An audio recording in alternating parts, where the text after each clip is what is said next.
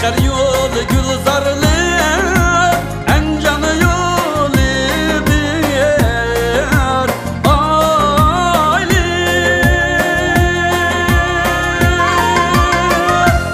En canı yolu bir aile.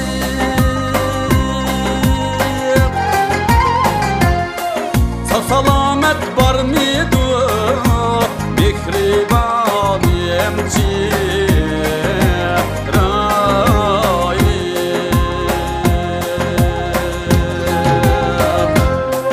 Sağ salamet var mıydı Mihriban yemci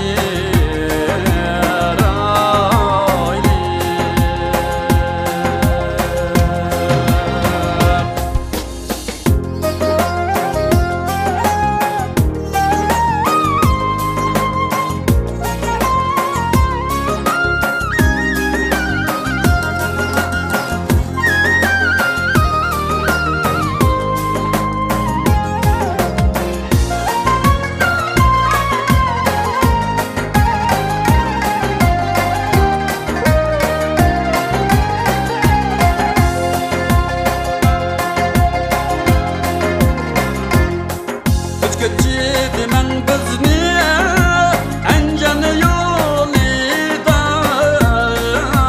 karvan. En canı yolida karvan.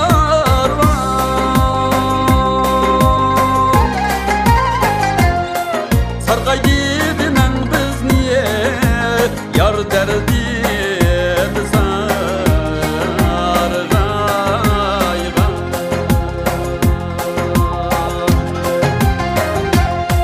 Sargaydı etmen biz niye yar derdi